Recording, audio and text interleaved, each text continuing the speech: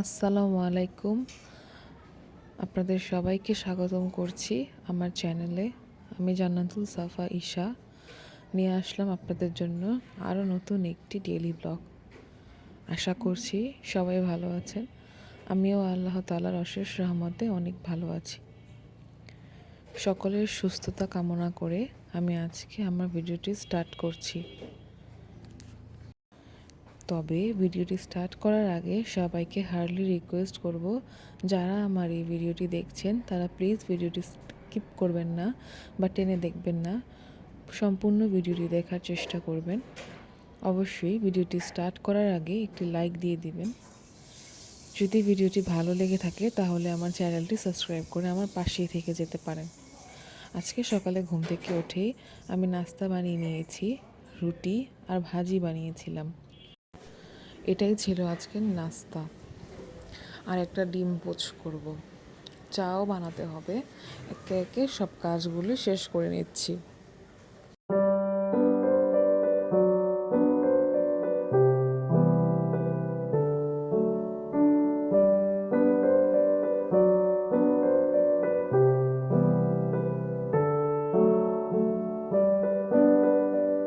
রুটি ভাজাও শেষ, এখন নাস্তা রেডি, সবাইকে খাওয়ার জন্য দিয়ে দিব। আমি রুটি, ডিম ভাজা এগুলো খাই না। আমি ওটস খাই, আর ওটা এখনও বানাইনি। ওটস বানানোর পরে আমি নাস্তাটা একটু পরেই করব।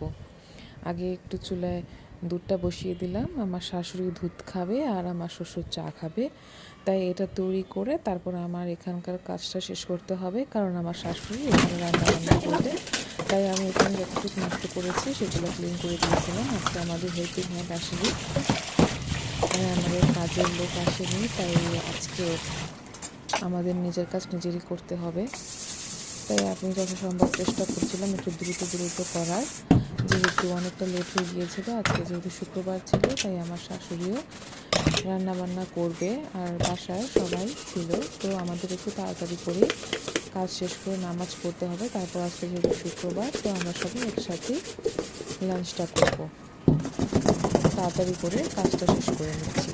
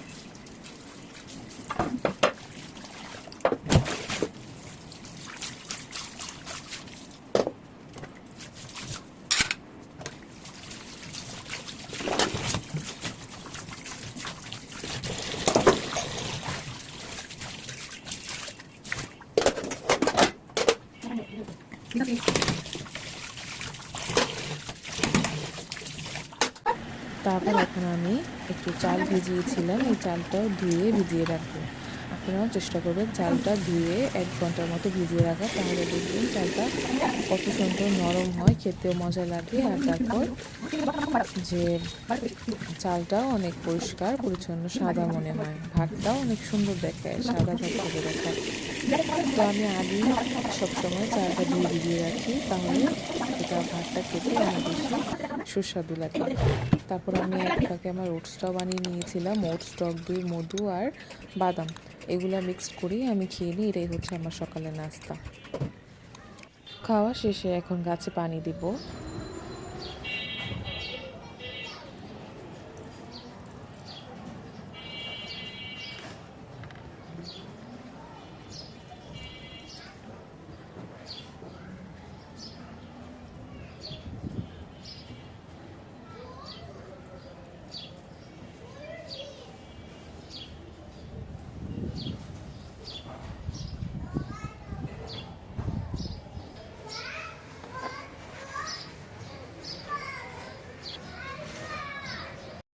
আরেকটা কথা, আমি গাছে এই বোতলের সাহায্যে পানি দিই, কারণ এই বোতলের সাহায্যে পানি দিলে নিচে পানি পড়ে না, এক সাইডেই যায়। আর বারান্দা দিয়ে পানি গেলে নিচে মানুষজনের অসুবিধা হবে রাস্তার, তাই আর কি বোতলের সাহায্যে পানি দিলে পানিটা নিচে পড়ে না, মানে রাস্তার লোকদের অসুবিধা হয় না, তাই এটার সাহায্যে আমি দিয়ে থাকি। আজকে বলেছিলাম আমাদের হেল্পিং হ্যান্ড আসেনি, তাই নিজের কাজ নিজেই করতে হবে। রুমেই চলে গেলাম, কারণ রুমটা এখন ক্লিন করে নেব।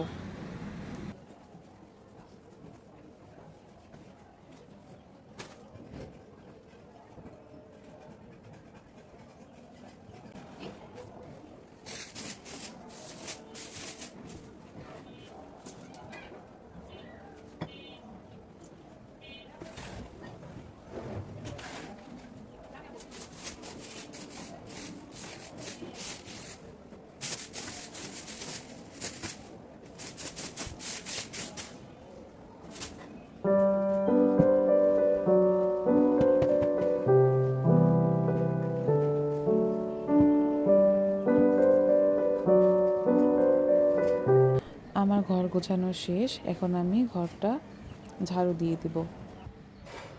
আমার ননদরা আমাকে হেল্প করেছিল কাজে, কারণ এত বড় ফ্ল্যাট একা পরিষ্কার করা সম্ভব না আমার পক্ষে, তাই তারা একজন ফার্নিচার মুছে দিয়েছে আর একজন বিছানা তুলে দিয়েছে প্রতিটা রুমের, আর আমি মেঝেটা ঝাড়ু দিয়ে নেব।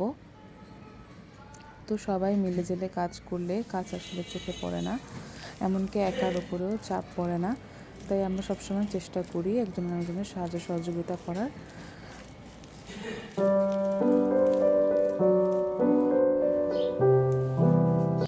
এটা হচ্ছে আমার 2 ননদের রুম, এখানে তারা থাকে। এই রুমটা আপনাদের সাথে কখনো শেয়ার করা হয়নি। এই রুমটাও এখন ঝাড়ু দিয়ে নিচ্ছি।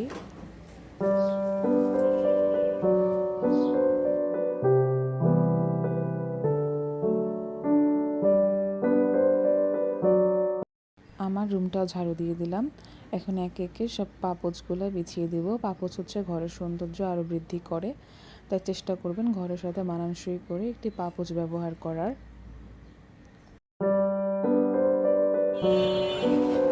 তারপর আমি এখন আমার গাছেও একটু পানি দিয়ে দিলাম। আমিও আমার বারান্দায় 2টো গাছ লাগিয়েছি। গাছগুলো যখন ফুল ফুটেছিল তখন অনেক সুন্দর ছিল, এখন ফুলগুলো মরে গিয়েছে, তাই তেমন একটা ভালো দেখাচ্ছে না। আবার কয়েকদিন পরে ফুল হবে, তখন আপনাদের সাথে শেয়ার করব।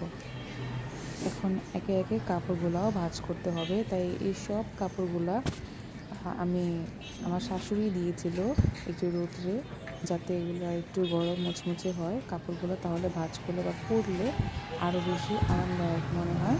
তাই আমরা সবসময় কাপড়গুলো একটু রোদে দিয়ে তারপর ভাঁজ করি, ঠান্ডা কাপড় ভাঁজ করি না। তো কাপড়গুলো এখন একে একে সব ভাঁজ করব, আর একসাথে সব কাপড় একত্রিত করে নিচ্ছি।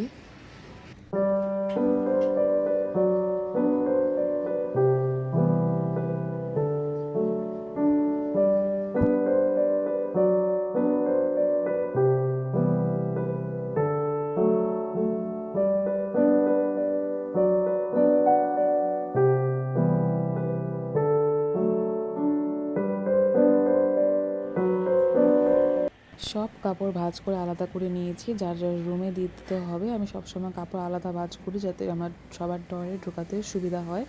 আর কাপড় ভাঁজ করে এক জায়গায় রেখে দিলে অনেক নোংরা দেখায়, তাই আমি সবসময় ভাঁজ করে কাপড় সবার ড্রয়ারে দিয়ে আসি। সব কাজ শেষে এখন একটু পাকের ঘরে দিয়ে দেখলাম আমার শাশুড়ি আজকে পোলাও আর গরু মাংস রান্না করছে। সব রান্না প্রায় শেষের দিকে, তো আমি গিয়ে একটু ভিডিও ফুটেজ নিলাম, আর এগুলা সে ভিডিও করে ইউটিউব চ্যানেলে আপলোড করেছে। তো আমি শসা, টমেটো, লেবু, কাঁচামরিচ, পেঁয়াজ এগুলো বের করে রাখলাম, এগুলো কাটতে হবে। আর আজকে সে বানিয়েছে এই ছোলে ভাটোরে, যেটা বাংলাতে বলা হয় ছোলা ভাটোরা। এই রেসিপিটা উনি আজকে বানিয়েছিলেন, এটাও পরিবেশন করে টেবিলে রেখে দিলাম। যেহেতু নামাজ পড়ে এসে সবাই আমরা একসাথে লাঞ্চ করব, তাই টেবিলটাও একটু ক্লিন করে নিলাম। এখন আমি আমার কাজগুলো শেষ করে নেব। শসা, টমেটো, লেবু, কাঁচামরিচ এগুলো সব কেটে নেব।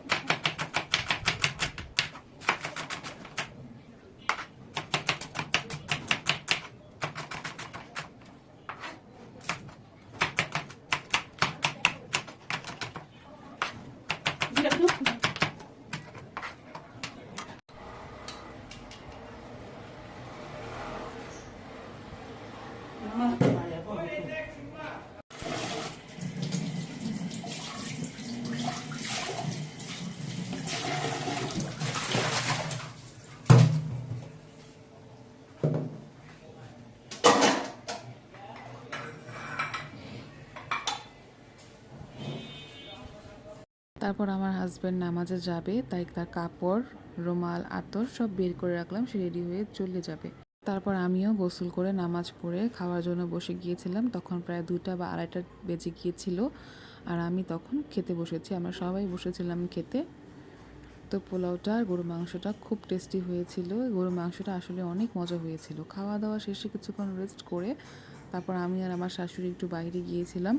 আমার খালা শাশুড়ি অনেক অসুস্থ ছিল, তো আমরা একটু বাইরে গিয়েছিলাম তাকে দেখতে হসপিটালে। এটা হচ্ছে সিকান্দার মেডিকেল হসপিটাল। তো এখানে যাওয়ার পর তাকে দেখলাম, সে খুব অসুস্থ ছিল। আপনারা সবাই আমার খালা শাশুড়ির জন্য দোয়া করবেন, আল্লাহ তাআলা যেন তাকে সুস্থ করে আবার আমাদের মাঝে ফিরিয়ে আনেন। হসপিটালের মধ্যে ভিডিও করার সিচুয়েশন ছিল না, তাই হসপিটাল থেকে বের হয়ে যাওয়ার সময় ভিডিও ক্লিপগুলো নিয়েছিলাম। যেহেতু ডেইলি ব্লগ করছিলাম, তাই ভাবলাম এটাও শেয়ার না করলে হয় না, তাই এটাও একটু আপনাদের সাথে শেয়ার করলাম। বাসায় চলে যাচ্ছিলাম, আর রাস্তায় প্রচুর জ্যাম ছিল। আমাদের বাসায় যেতে প্রায় সন্ধ্যা গড়িয়ে রাত হয়ে এসেছিল। বাসায় যাওয়ার পর আমরা দেখলাম যে আমার ননদরা বাইরের খাবার অর্ডার করেছিল, যেহেতু আজকে শুক্রবার ছিল। Chowmein, crispy corn dog, meat box এগুলা ছিল। তো আজকের ভিডিওটি ছিল এই পর্যন্তই। ভিডিওটি ভালো লেগে থাকলে অবশ্যই একটি লাইক দিয়ে দেবেন। ধন্যবাদ সবাইকে। আল্লাহ হাফেজ। আসসালামু আলাইকুম।